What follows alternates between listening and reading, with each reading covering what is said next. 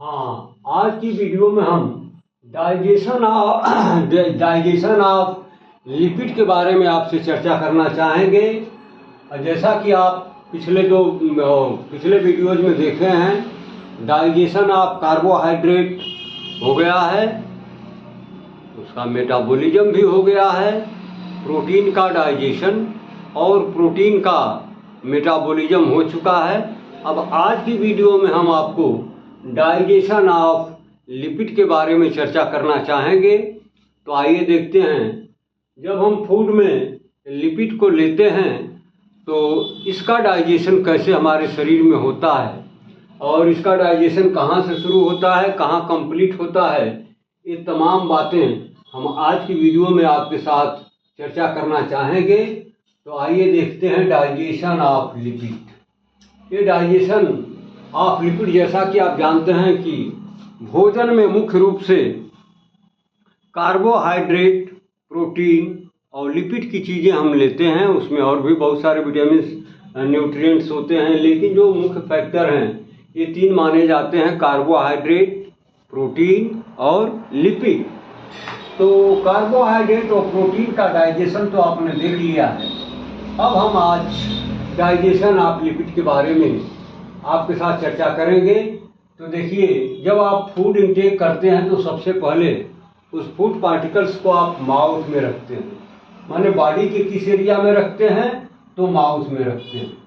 जब यह food material mouth में पहुंचता है, फिर उसको हम ग्राइंडिंग करना, च्यूइंग करना शुरू करते हैं, तो वहाँ पर एक जूस निकलता है जिसको हम नाम देते हैं सैलाइवा, यानी हिंदी में जिसको नाम देते हैं लार।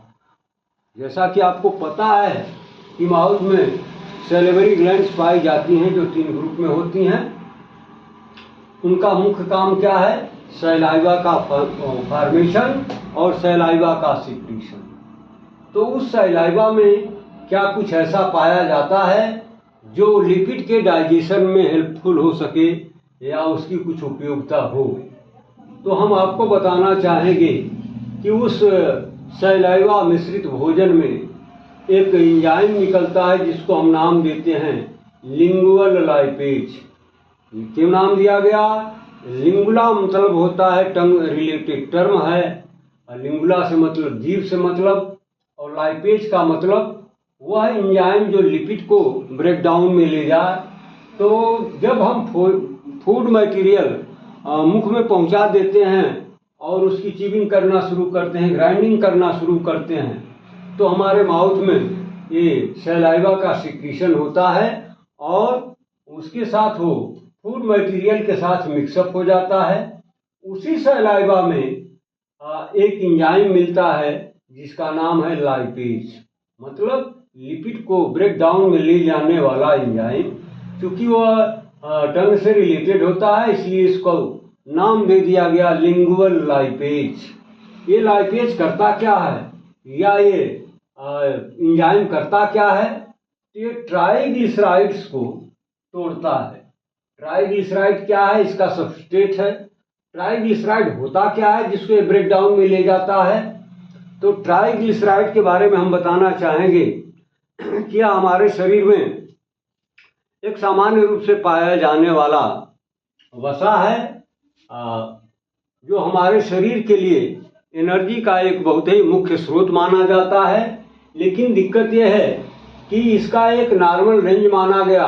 अगर ये नॉर्मल रेंज से कम है तो स्वास्थ्य के लिए अच्छा है, शरीर के लिए यूजफुल है, लाभदायक है। लेकिन कहीं ये अगर नॉर्मल रेंज से मोर देन नॉर्मल रेंज अगर ये हो गया तो फिर हमारे शरीर के लिए ये बजाय लाभ करने के काफ़ी मुश्किलों में डाल देता है। इसके वजह से काफ़ी प्रॉब्लम्स हो सकती हैं। वो कौन कौन सी प्रॉब्लम है? खास तौर से एथेरोस्क्लेरोसिस या कार्डियक की प्रॉब्लम्स, हार्ट की प्रॉब्लम्स क्रिएट हो जाती हैं। वो कब?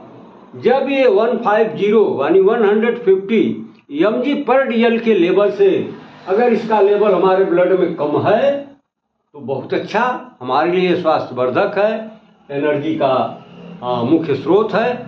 लेकिन जब यही ट्राइग्लिसराइड मोर देन 200 mg/dl के लेवल पर पहुंच जाता है हमारे ब्लड में, तो बहुत सारी दिक्कतें पैदा करता है, खास तौर से हार्ट के लिए प्रॉब्लम क्रिएट करता है, एथेरोस्क्लेरोसिस की प्रॉब्लम क्रिएट करता है। तो ये रहा है आपका ट्राइग्लिसराइड। तो ट्राइग्लिसराइड के ऊपर लिंगुअल लाइपेज का क्या इफेक्ट पड़ता है? तो ये जो लिंगुअल लाइपेज है, इस ट्राइग्लिसराइड को फैटी एसिड एंड 1 और 2 डाई एसिल ग्लिसरॉल में तोड़ देता है। ये फैटी एसिड क्या है? तो फैटी एसिड होता है कार्बन, हाइड्रोजन एवं ऑक्सीजन से बनने वाला एक कार्बनिक एसिड होता है। और ये डाई एसिल ग्लिसराइल क्या है? तो ये डबल यानी फैटी एसिड के 2 चेन्स से मिलकर के बनता है डाई ग्लिसरॉल। तो आपने देखा कि माउथ में पहुंचा हुआ भोजन जब ये सलाइवा के साथ मिक्सअप होता है तो सलाइवा में एक एंजाइम मिलता है जो लिपिड को ब्रेक डाउन में ले जाने में सक्षम है। ये इसका नाम है लिंगुअल लाइपेज। ये लिंगुअल लाइपेज भोजन में हमारे मिक्सअप ये जो ट्राइग्लिसराइड है उसको फैटी एसिड और 1 और 2 डाई एसिल ग्लिसरॉल में तोड़ देने का काम करता है। ठीक है। अब इसके बाद वो भोजन माउथ से आगे बढ़ करके थ्रू द इसोफेगस कहाँ पहुंचेगा? तो उसकी अगली मंजिल होगी स्टमक, यानी वो पेट के अंदर, स्टमक के अंदर पहुंचेगा, या यूं कह लीजिए वो गैस्टर के अंदर पहुंचेगा। तो वहां पर भी एक जूस सिक्रीट होता है जिसको हम नाम देते हैं गैस्ट्रिक जूस। ये नाम क्यों पड़ा? क्योंकि ये जूस गैस्टर के अंदर निकलता है, यानी स्टमक के अंदर निकलता है, इसलिए इसको हम नाम देते हैं, गैस्टर से शब्द बन जाता है गैस्ट्रिक जूस, यानी वह जूस जो गैस्टर के अंदर सिक्रीट होता है। तो इसमें क्या मिलता है भाई लाइपेज लिपिड को तोड़ने के लिए, डाइजेस्ट करने के लिए? जी हाँ, यहाँ पर भी एक एंजाइम मिलता है जो लिपिड को तोड़ने में सक्षम है, तोड़ने वाला एंजाइम है, उसका नाम है गैस्ट्रिक लाइपेज। यानी लिपिड को तोड़ने वाला वह एंजाइम जो गैस्टर के अंदर निकलता है, यानी स्टमक के अंदर सिक्रीट होता है, यानी स्टमक में या गैस्टर में जो जूस निकलता है उसमें ये एंजाइम पाया जाता है। ये एंजाइम एक वीक लाइपेज माना जाता है। एंजाइम ये लिपिड को तोड़ने वाला तो होता जरूर है, लेकिन इसका एक्शन बहुत वीक माना जाता है, एक कमजोर एक्शन वाला ये एंजाइम है। फिर भी ये करता क्या है कि ट्राइग्लिसराइड को फैटी एसिड एंड ग्लिसरॉल में तोड़ देता है। यानी लगभग वही कंडीशन होती है जो माउथ में जितना इसका डाइजेशन हो चुका है, तो स्टमक के अंदर इसमें बहुत कोई लाभ नहीं होता है, कोई बहुत टूटता नहीं है। ये डाइजेशन इसका लगभग उतना ही यहाँ पर भी है जितना कि माउथ में आप देख रहे हैं। ठीक है। इसके बाद अब ये भोजन अब आगे बढ़ जाएगा तो कहाँ पहुँचेगा? स्मॉल इंटेस्टाइन के अंदर जाएगा। कहाँ जाएगा? स्मॉल इंटेस्टाइन के अंदर पहुँचेगा। तो जब स्मॉल इंटेस्टाइन के अंदर पहुँचेगा तो स्मॉल इंटेस्टाइन के अपर पार्ट में ही पैंक्रियाज में बनने वाला जूस जिसका नाम है पैंक्रिएटिक जूस, यानी वह जूस जो पैंक्रियाज के अंदर बनता है, पैंक्रियाज से सिक्रीट होता है, उसको हम नाम देते हैं पैंक्रिएटिक जूस। ये पैंक्रिएटिक जूस में बहुत सारे एंजाइम हैं जो लिपिड के को ब्रेक डाउन में ले जाने के लिए, या यूं कह लीजिए कि लिपिड के डाइजेशन में काफ़ी हेल्पफुल होते हैं, उनका मुख्य रोल होता है। ये देखिए, पहला है पैंक्रिएटिक लाइपेज, यानी लिपिड को तोड़ने वाला वह एंजाइम जो पैंक्रियाज के जूस में मिलता है, पैंक्रिएटिक जूस में मिलता है, इसलिए इसको हम नाम देते हैं पैंक्रिएटिक लाइपेज। ये लाइपेज करता क्या है? तो वही काम करता है, ट्राइग्लिसराइड को फैटी एसिड और मोनोग्लिसराइड में तोड़ देता है। ठीक है। ये पैंक्रिएटिक लाइपेज करता क्या है? ट्राइग्लिसराइड को, यानी आपके भोजन के साथ, फूड मटेरियल के साथ जो भोजन स्मॉल इंटेस्टाइन में कायम के रूप में पहुंचा है उसमें भी ट्राइग्लिसराइड है, तो उस ट्राइग्लिसराइड को तोड़ करके फैटी एसिड और मोनोग्लिसराइड के रूप में कर देता है। फैटी एसिड क्या है आपको बता दिया गया है, मोनोग्लिसराइड क्या है, यानी वो ट्राई से टूट करके मोनो माने सिंगल ग्लिसराइड में चलाता है, सिंगल मॉलिक्यूल ऑफ लिपिड। इसमें दूसरा एंजाइम भी पाया जाता है जिसको हम नाम देते हैं कोलेस्ट्रॉल ईस्टर हाइड्रोलेज। ये कोलेस्ट्रॉल ईस्टर हाइड्रोलेज क्या है, तो कोलेस्ट्रॉल आप जानते हैं ये इंड प्रोडक्ट ऑफ लिपिड होता है यानी फैट होता है। और ईस्टर क्या है, तो ईस्टर यह एक प्रक्रिया ऐसे बनती है जिसको नाम देते हैं स्टेरिफिकेशन।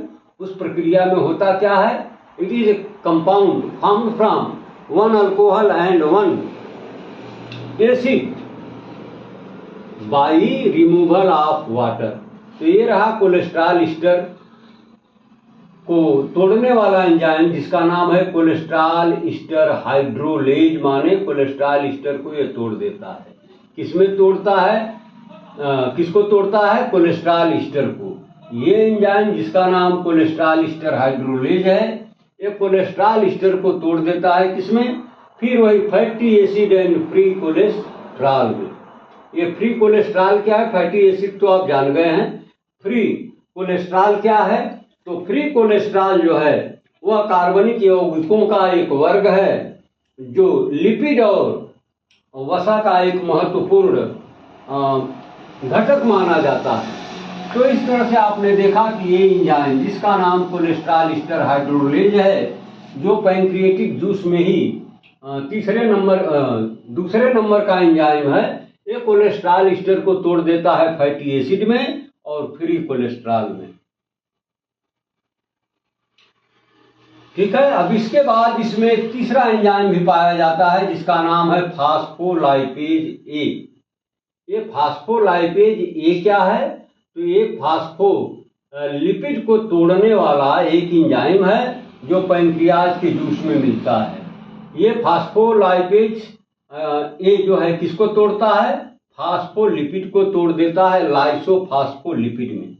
ये फास्फोलिपिड क्या है, तो फास्फोलिपिड 2FA माने 2 fatty acid and 1 glycerol unit and 1 phosphate unit का एक ग्रुप माना जाता है। तो ये इसको तोड़ देता है किसमें, लाइसोफास्फोलिपिड में। ठीक है, ये फास्फोलाइपेज करता क्या है, फास्फोलिपिड्स को फास्फोलिपिड में तोड़ देता है। ये लाइसोफास्फोलिपिड क्या है, तो लाइसोफास्फोलिपिड ये सिंगल हाइड्रोकार्बन सीरीज वाला अणु माना जाता है। ये लाइसोफास्फोलिपिड क्या है, तो यह एक सिंगल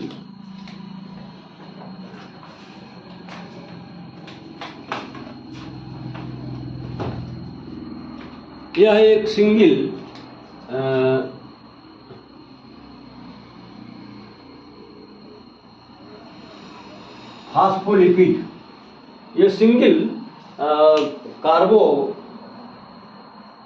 हाइड्रोजन सीरीज वाला एक अणु माना जाता है। अब ये जो चौथे नंबर का इसमें एंजाइम आपको दिख रहा है फास्फोलाइपेज बी।